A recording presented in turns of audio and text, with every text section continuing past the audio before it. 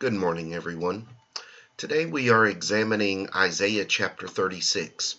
And as you come into chapter 36, you're actually moving into a different section of the book of Isaiah, one that we don't see very much in the book. As a matter of fact, it's only going to be for 4 chapters, chapters 36 through 39. But here we have the historical section of the book of Isaiah. Chapters 36 through 39 are all going to discuss events that take place during the time of King Hezekiah of Judah. And specifically, they're going to surround his interactions with the kingdom of Assyria.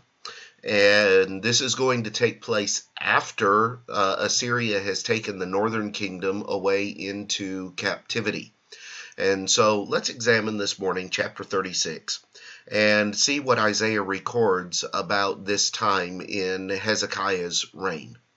Beginning in verse number 1, Isaiah records, "Now it came to pass in the 14th year of King Hezekiah that Sennacherib, king of Assyria, came up against all the fortified cities of Judah and took them.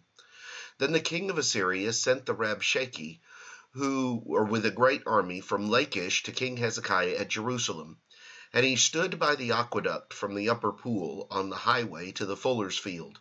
And Eliakim the son of Hilkiah, who was over the household, Shebna the scribe, and Joah the son of Asaph the recorder came out to him. Then the Rabshakeh said to them, Say now to Hezekiah, Thus says the great king, the king of Assyria, What confidence is this in which you trust? I say you speak of having plans and power for war, but they are mere words. Now in whom do you trust that you rebel against me? Look, you are trusting in the staff of this broken reed, Egypt, on which if a man leans, it will go into his hand and pierce it. So is Pharaoh, king of Egypt, to all who trust in him. But if you say to me, We trust in the Lord our God, it is not he whose high places and whose altars Hezekiah has taken away, and said to Jerusalem and to Judah, You shall worship before this altar. Now therefore, I urge you, give a pledge to my master the king of Assyria, and I will give you 2,000 horses, if you are able on your part to put riders on them. How then will you repel one captain of the least of my master's servants, and put your trust in Egypt for chariots and horsemen?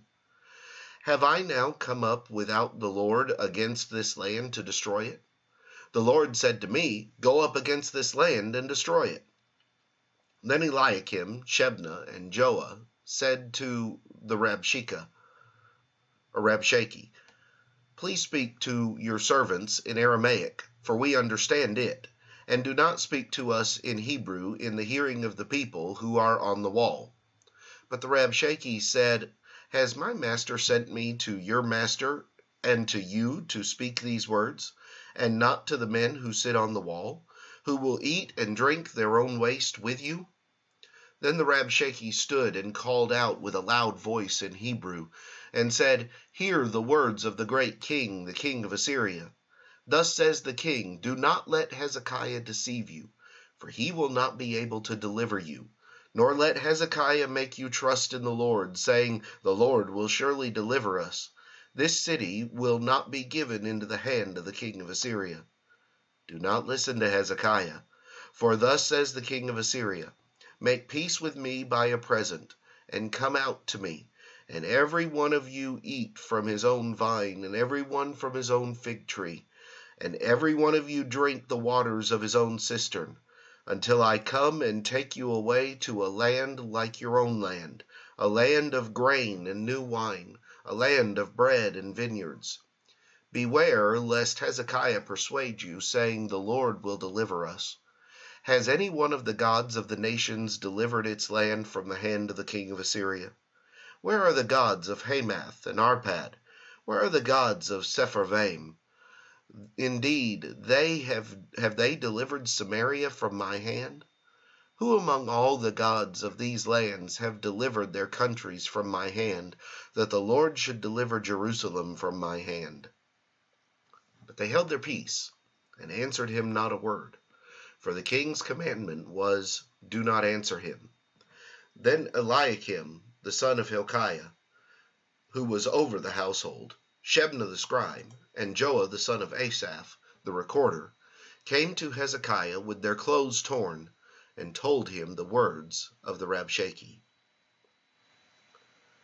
Here in chapter 36, Isaiah records the message that the king's messenger is going to have for the people of Jerusalem, and the things that are going to transpire with this particular message.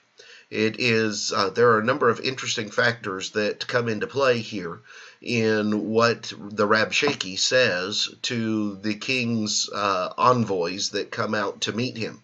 And we will talk about those tomorrow. But for now, have a great day.